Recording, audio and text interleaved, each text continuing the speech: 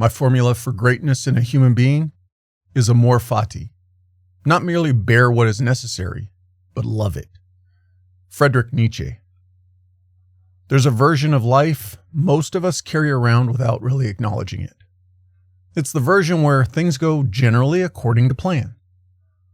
You put in effort and expect progress.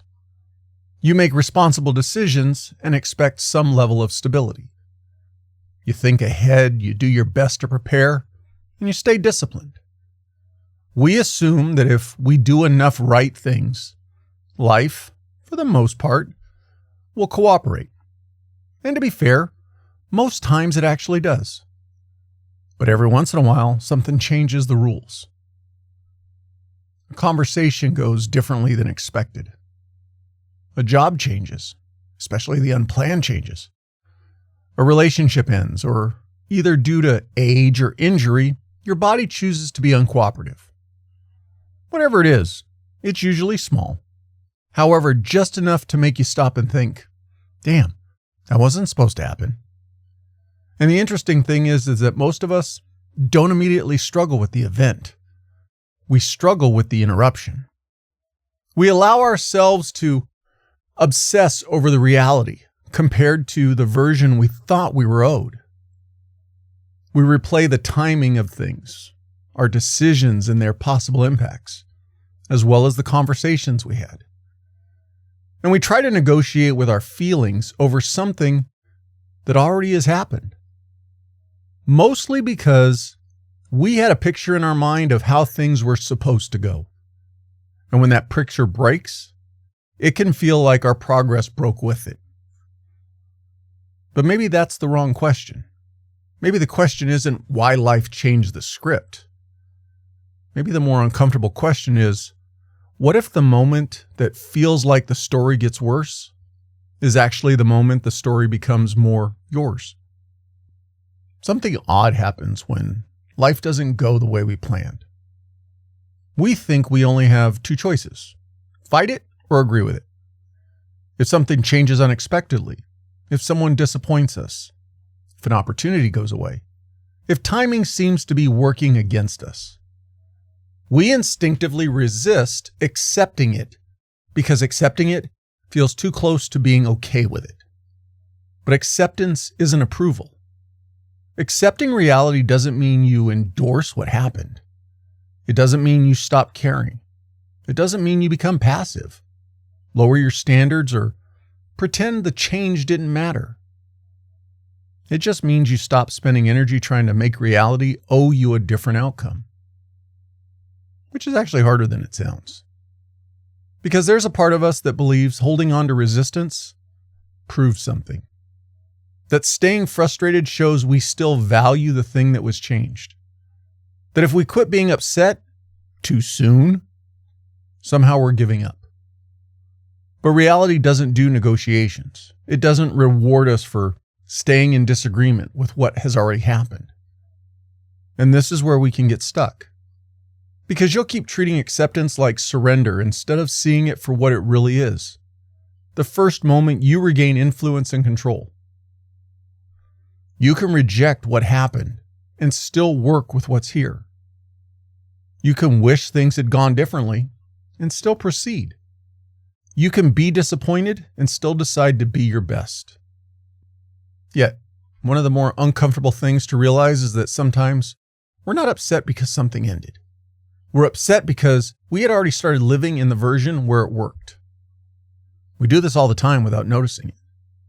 We project forward.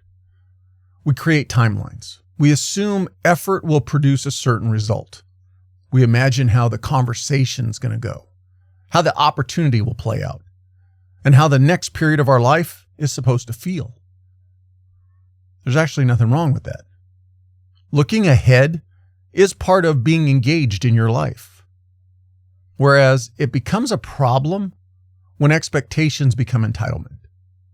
Entitlement in the sense that because something made sense, it should have happened.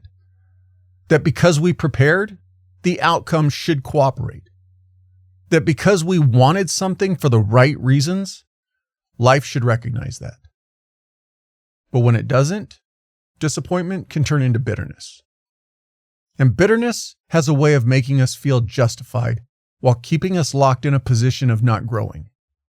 It gives us permission to wallow in the version of life that, in our minds, didn't happen.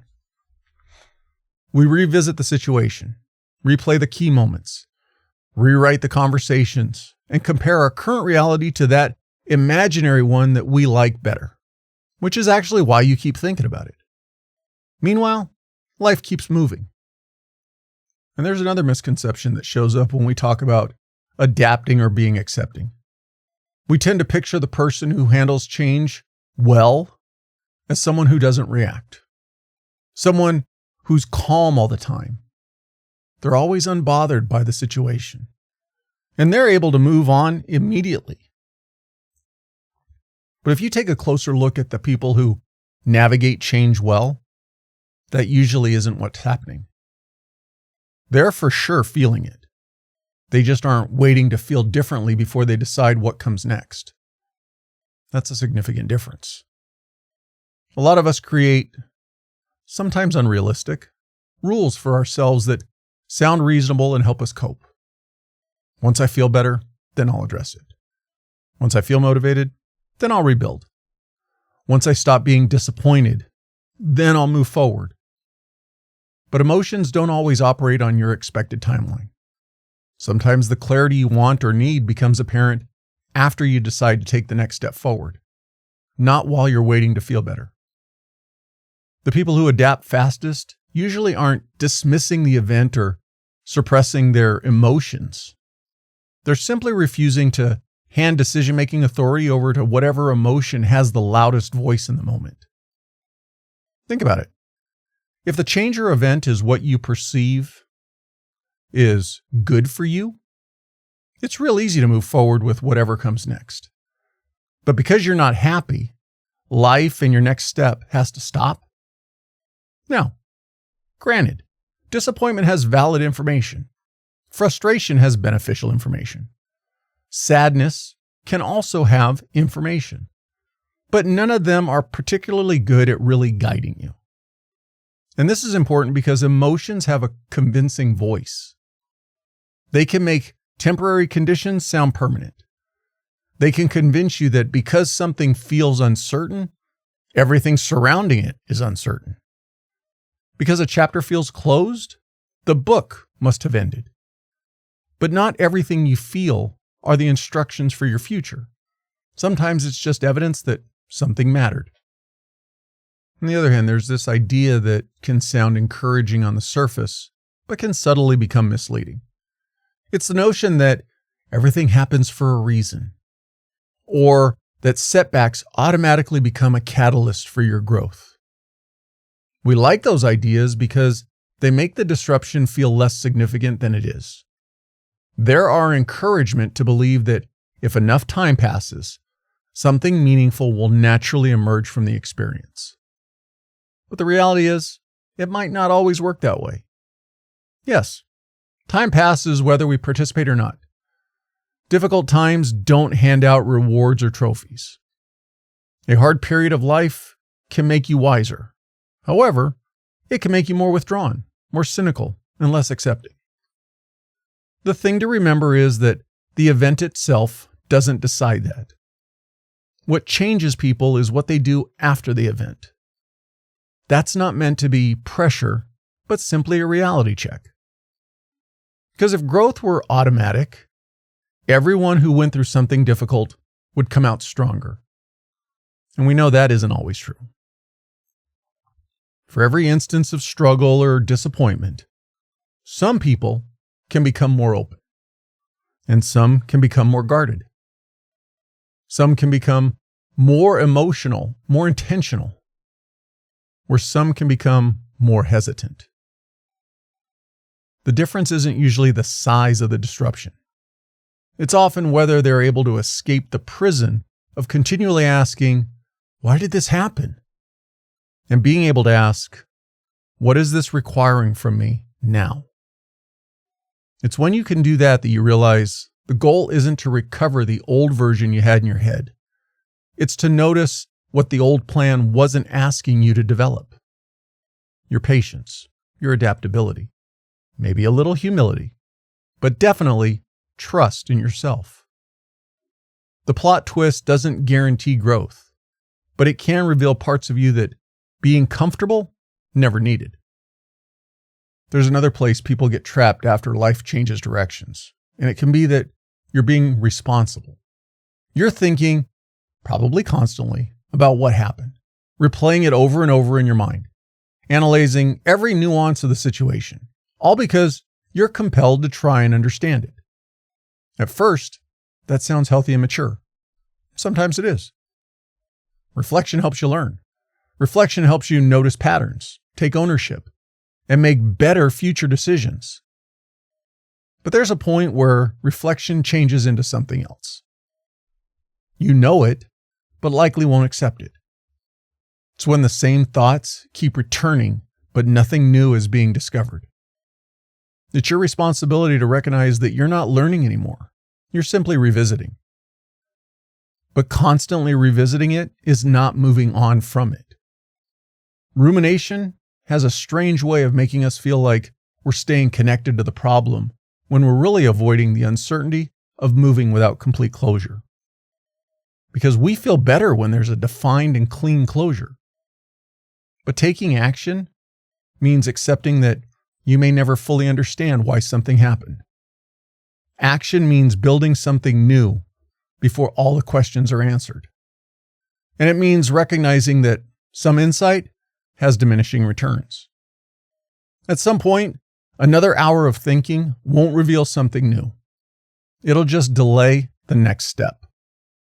However, once you accept that understanding everything is not a prerequisite for continuing, sometimes the next chapter can start before the previous one fully makes sense.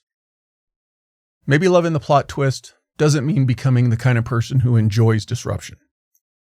Maybe it means becoming the kind of person who stops assuming disruption automatically means something went wrong. Not every unexpected turn is a hidden gift. Not every closed door opens a better one. Sometimes the things end and the only thing you get immediately is a new set of struggles. But struggles aren't conclusions. And there's something powerful about realizing that life-changing direction doesn't require you to become someone else. It may just require you to use parts of yourself you haven't needed yet. And while it's likely not that the old version of you failed, it's merely the next part of life might be asking different questions. Most of us spend a lot of energy trying to get back to the version of life we had planned. Maybe once in a while it's not, how do I return? But what if I'm not supposed to do something different? Not because forward is always better. Not because change is automatically good. Just because there are moments where life stops cooperating with your blueprint and starts revealing what needs to be added on. And sometimes the story doesn't improve when the plot changes. Sometimes it improves when the person inside the story does. As always, thanks for spending a few minutes with me. Until next time, stay sharp, stay grounded, and keep showing up.